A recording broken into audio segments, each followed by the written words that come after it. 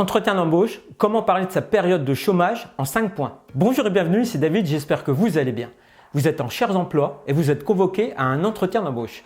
Le problème est que dans votre carrière, vous avez subi une ou plusieurs périodes de chômage et vous avez peur que cela vous bloque pendant l'entretien. Pour certains candidats, les périodes de chômage sont vécues à tort comme des échecs professionnels. Déjà, dites-vous que ce n'est pas grave. Certains secteurs d'activité sont durement touchés par la crise et ça, vous n'y pouvez rien. Le marché de l'emploi est sinistré et ça, vous n'y pouvez rien également. Vous devez savoir que le chômage n'a rien d'exceptionnel dans une carrière. Cette situation concerne de plus en plus de personnes. Qui n'a pas vécu une période sans emploi dans sa vie? Que ce soit un licenciement économique, la volonté de changer de métier, prendre une année sabbatique, sont autant de raisons pouvant expliquer une période d'inactivité. En plus, même si le chômage est soi-disant une période d'inactivité professionnelle, ce n'est pas le cas pour tout le monde. Cela peut être l'occasion de faire le point sur sa vie professionnelle, de se former pour obtenir des diplômes, d'acquérir de nouvelles compétences et de faire évoluer sa carrière en postulant à de nouveaux emplois. C'est pour cela que dans cette vidéo, vous allez découvrir 5 points pour parler de sa période de chômage pendant un entretien d'embauche. Mais juste avant, si vous voulez recevoir régulièrement des conseils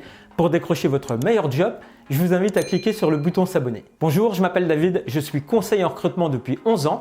J'aide les candidats en recherche d'emploi à décrocher leur job idéal grâce à de nouvelles techniques marketing. Pour commencer, selon une étude de Pôle emploi, vous devez savoir qu'aujourd'hui en France, la durée moyenne du chômage est de 13 mois. Quel que soit votre emploi et votre profil, tous les secteurs d'activité sont touchés par le chômage. Que ce soit du directeur général à l'employé, que vous ayez 20 ou 55 ans, partez du principe que personne n'est épargné. Tout le monde, sans exception, peut à un moment donné se retrouver au chômage. Et ce n'est pas grave.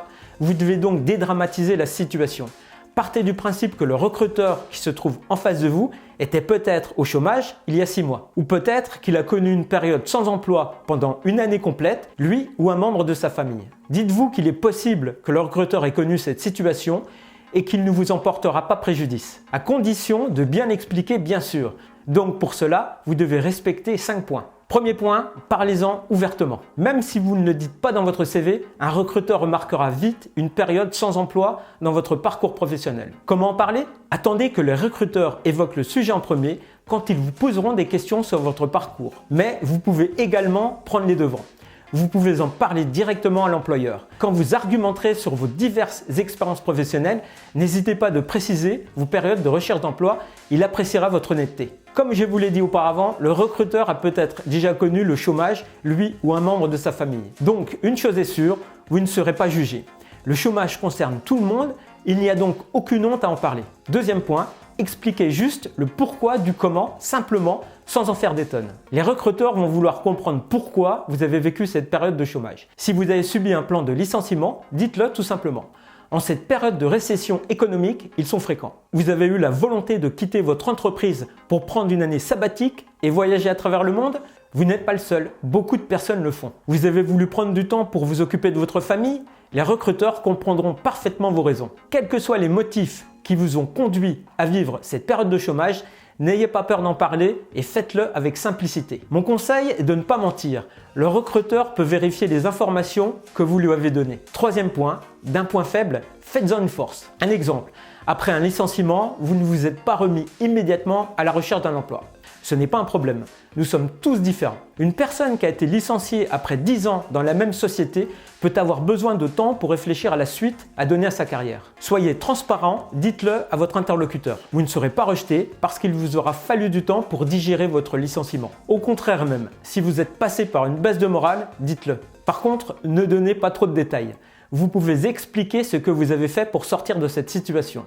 Cela démontrera votre force de caractère, votre combativité et votre motivation. D'une faiblesse, faites-en une force. Quatrième point, démontrez votre persévérance et votre dynamisme en expliquant vos démarches. Vous devez expliquer ce que vous faites pour retrouver un emploi. Détaillez vos démarches et comment vous avez procédé.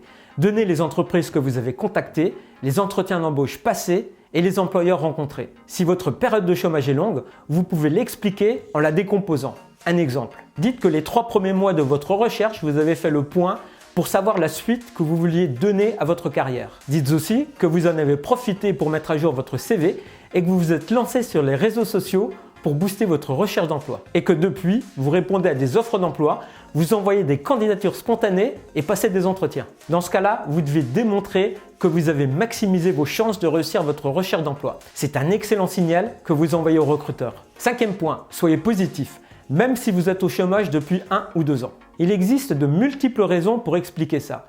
Certains secteurs d'activité sont plus impactés que d'autres par la crise économique. Ou vous avez peut-être eu des exigences salariales trop élevées au début de vos recherches. Quelle qu'en soit la raison, vous devez toujours tourner la situation à votre avantage. Expliquez-le au recruteur. Dites-lui que vous avez pris du recul pour analyser ce qui ne fonctionnait pas dans votre recherche d'emploi. Qu'ensuite, vous avez corrigé le tir et revu vos attentes salariales à la baisse. Le message que vous devez passer est que vous vous êtes remis en question.